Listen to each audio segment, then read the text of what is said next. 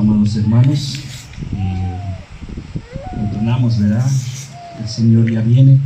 Y es hermoso, ¿verdad? Nos decían, o dicen, o tenemos en nuestro corazón esa gran esperanza. Pero también hay algo antes de esto, amados hermanos. Hay un trabajo que tenemos que hacer. No sé si se dieron cuenta de ustedes en las lecturas que tuvimos de una parte de este himno que nos llamaba, que nos dice, que nos habla acerca de que la cosecha ya la tenemos que ir a buscar. En las lecturas que hicimos nos habla también que tenemos que salir a predicar ese evangelio. No sé si se dieron cuenta ustedes, hermanos, que todo esto está relacionado. Es muy bonito decir el Señor ya viene y aleluya, hermanos, porque el Señor ya viene. Pero ¿qué hay antes de la venida del Señor? ¿Qué es lo que nosotros tenemos que hacer antes de la venida del Señor? Y esto es lo que vamos a aprender el día de hoy. Vamos a orar. Espíritu Santo, en este día, Señor, que sea el que nos dirija, el que nos dé el entendimiento. Haz tu voluntad, Padre, en Cristo Jesús. Amén. Muy bien, amados hermanos, ¿qué hay antes de la venida del Señor? Es bonito decir el Señor viene, pero ahora, ¿a qué viene el Señor? Viene por su iglesia, pero ¿será que nada más nosotros? ¿Será que nada más los que estamos aquí? ¿Será que nada más los que están reunidos en la iglesia, en otras iglesias? No, amados hermanos, es lo que vamos a aprender el día de hoy. Y precisamente ahí donde leímos en el libro de los Hechos, capítulo 1, del versículo 6 al 11, vamos a aprender qué es lo que nos dice la palabra de Dios. Ya lo leímos. Y este libro de los Hechos es uno de los libros más grandiosos de la Biblia. Este libro de los Hechos, a lo largo de sus 28 capítulos, nos enseña cómo creció la iglesia cristiana. Nos enseña cómo sigue creciendo o cómo debe seguir creciendo la iglesia del Señor. Y también, amados hermanos, a través de este libro, veremos cómo el Espíritu Santo se mueve o se debe mover dentro del corazón de los redimidos de Dios. Cómo el Espíritu Santo se debe mover en los redimidos del pueblo escogido de Dios. Una de las preguntas, amados hermanos, que debemos hacernos antes de abrir este libro es: ¿queremos ser usados por Dios? ¿Queremos que esa unción del Espíritu Santo que debe morar en nosotros y que hemos recibido después de que hemos aceptado al Señor trabaje en nosotros?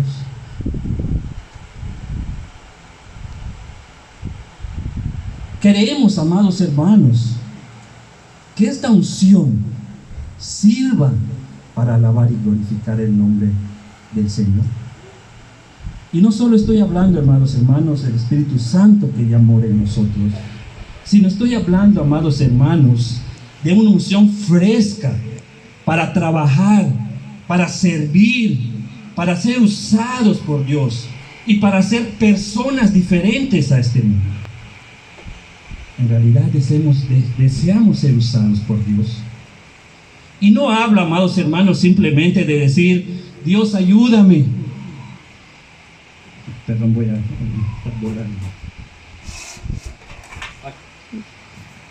Y no estoy hablando solamente, amados hermanos, de decir: Señor, ayúdame. Señor, quiero esto. Señor, resuelve mis problemas. Señor, lo otro. Señor, esto. No de eso estoy hablando, amados hermanos, sino que estoy hablando de algo muy diferente. No estoy hablando solo de ser bendecidos, sino estoy hablando de bendecir a otras personas. ¿Estamos dispuestos a ser usados por Dios? Repito, No estoy hablando de solo ser bendecidos, sino estoy hablando de ser bendición para otras personas, hacer personas diferentes. Estoy hablando de que nosotros somos instrumentos escogidos por Dios para llevar el Evangelio y para cumplir sus propósitos. Ahí en Hechos, vamos a buscarlo, amados hermanos. Hechos, vamos a empezar desde el versículo 6. Nos dice la palabra del Señor. Entonces los que se habían reunido le preguntaron diciendo: Señor, ¿restaurarás el reino de Israel en este tiempo? Empieza con una pregunta. Versículo 7. Y él les dijo: no les toca a ustedes saber los tiempos o las sazones que el Padre puso en una sola potestad. Versículo 8. La respuesta: pero recibirán poder cuando haya venido sobre ustedes el Espíritu Santo. Y una afirmación: y me serán testigos. ¿En dónde? En Jerusalén, en Judea, en Samaria, ¿y hasta dónde? Y hasta lo último de la tierra. Y aquí es donde comienza el trabajo de la iglesia cristiana, para llevar a personas, para hacer personas diferentes a los pies del Señor. No estoy hablando, amados hermanos, de que nosotros recibamos bendición.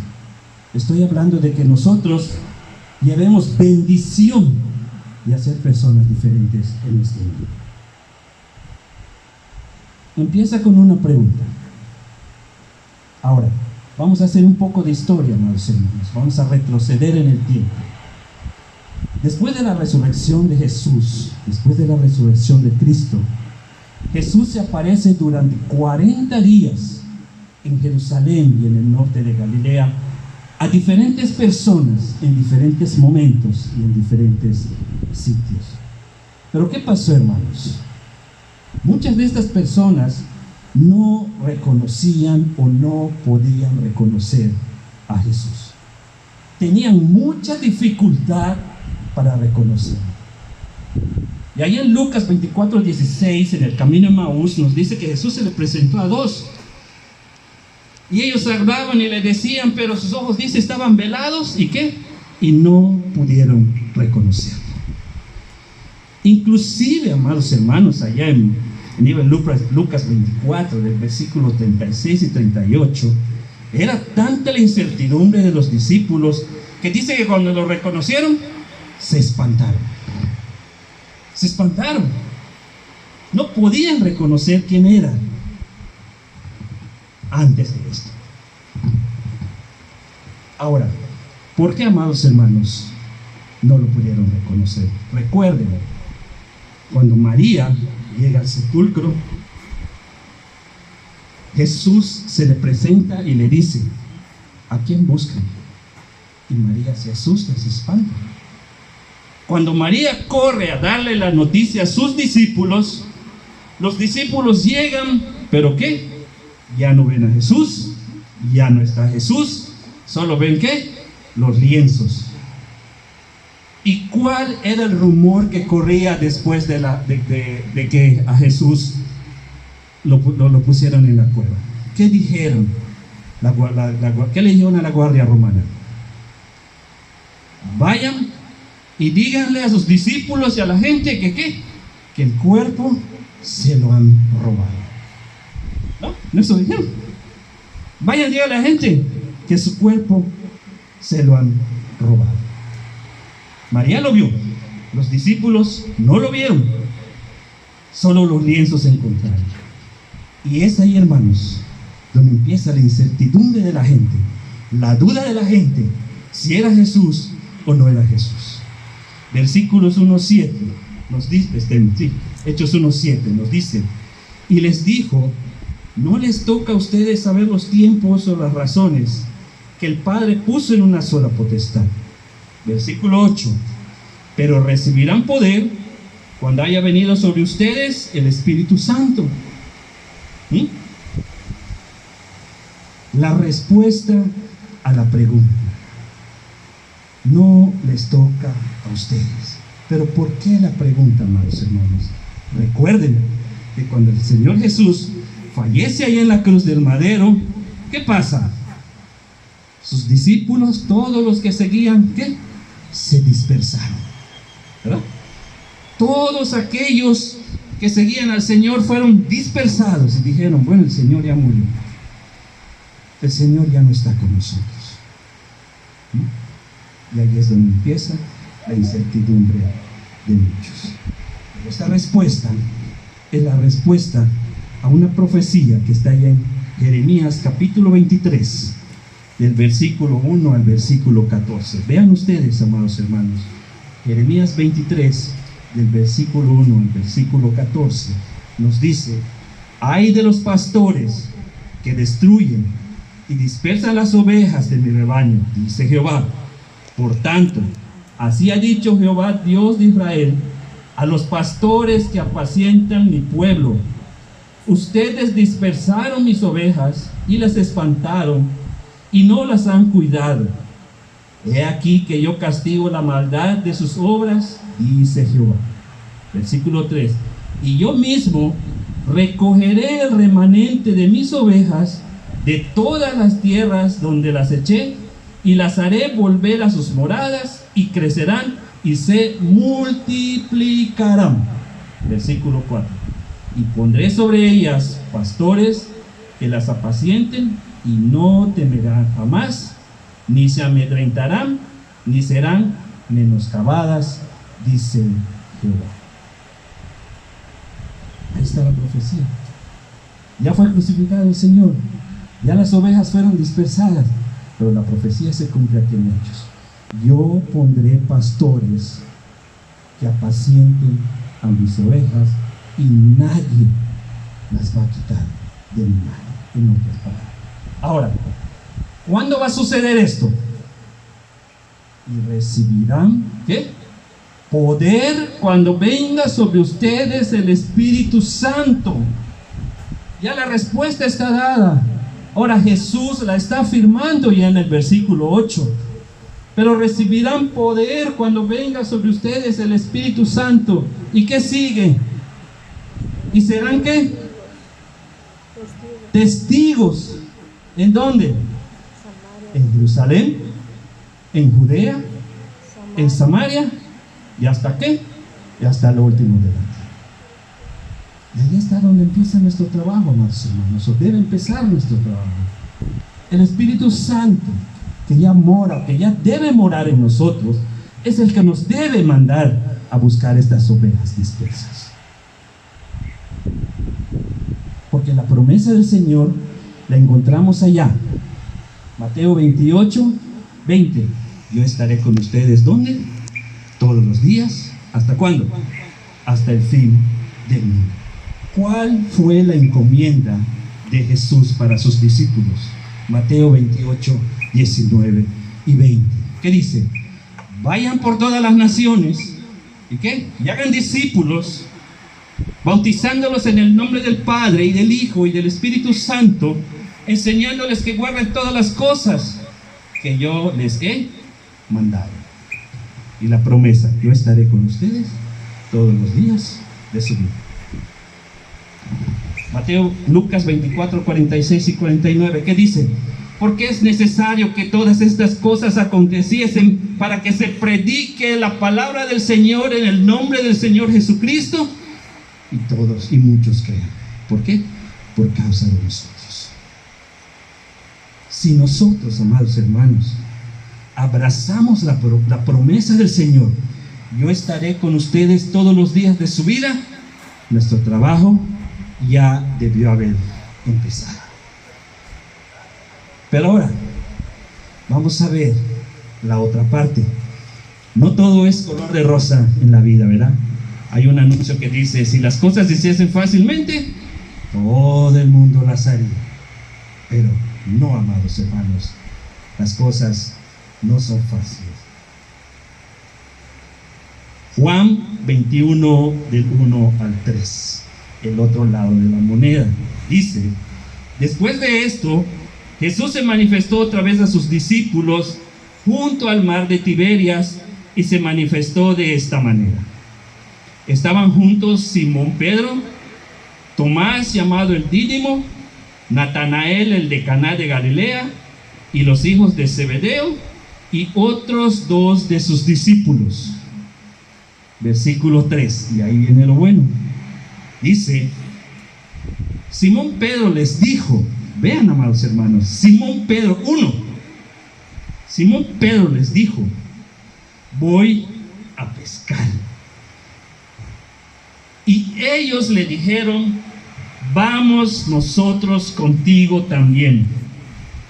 Fueron aquella noche, entraron a la barca y no pescaron nada. Bueno, dice Pedro, ya no está el Señor, ¿qué vamos a hacer?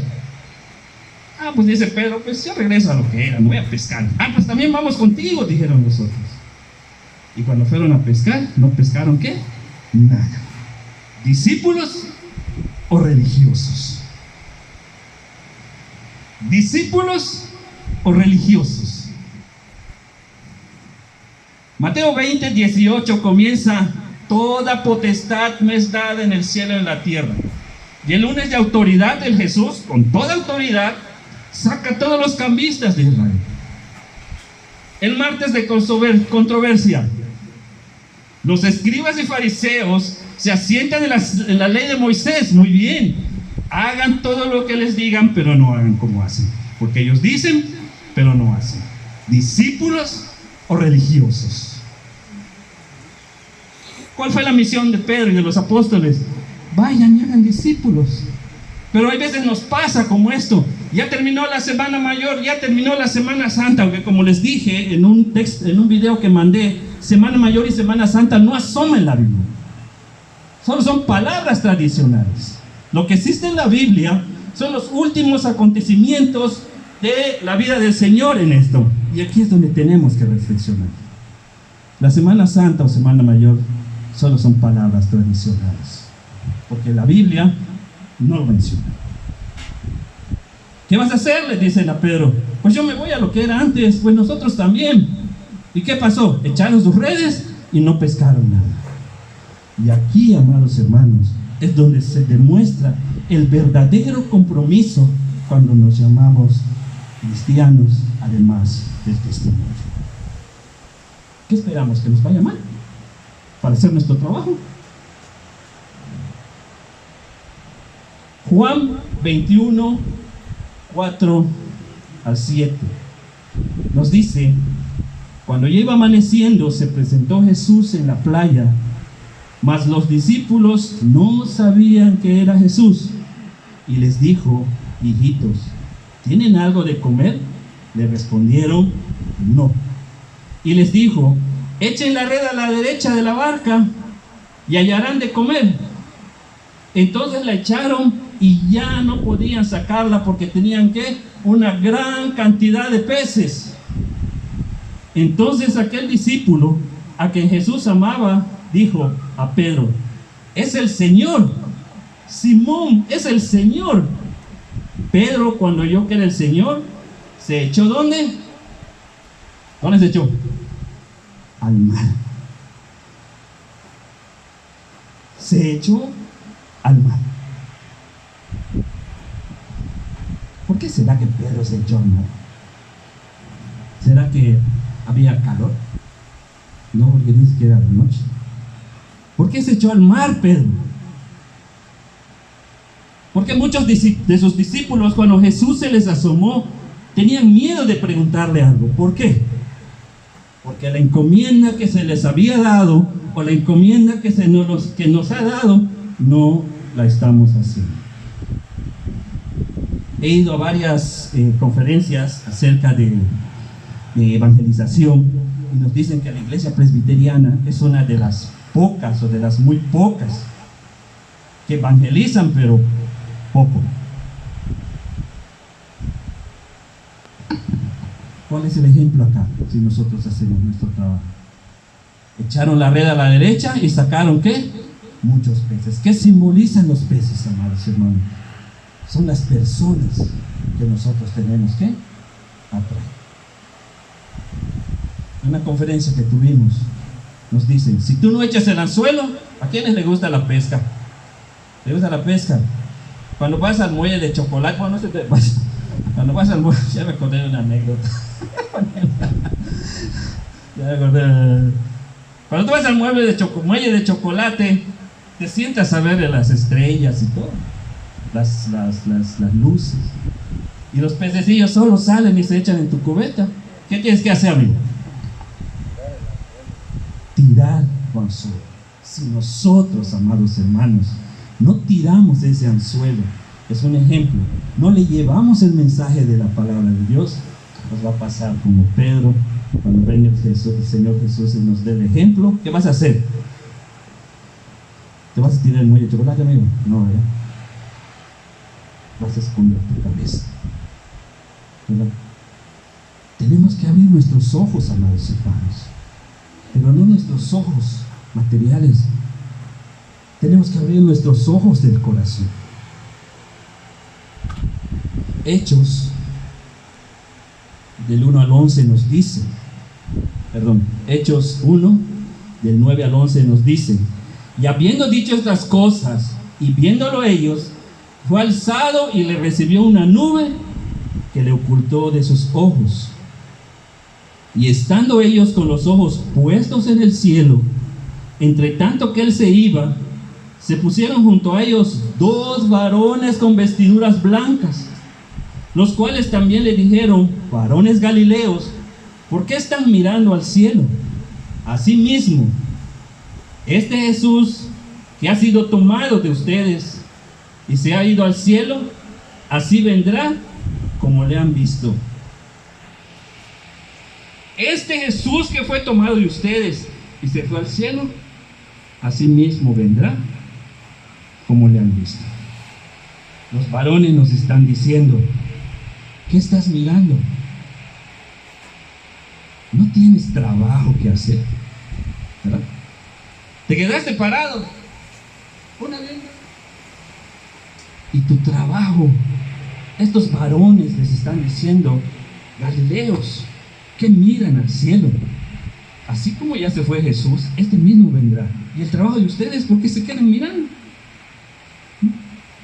Ya se les dio una encomienda. Más bien, ya se nos dio una encomienda.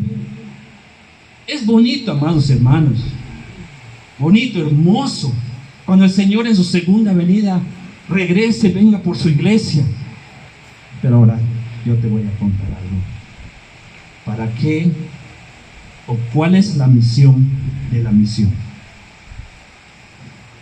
¿Cuál es la misión de la iglesia? Ir y hacer discípulos a todas las naciones. Y no solo eso, bautizándolos, que reciban al Señor.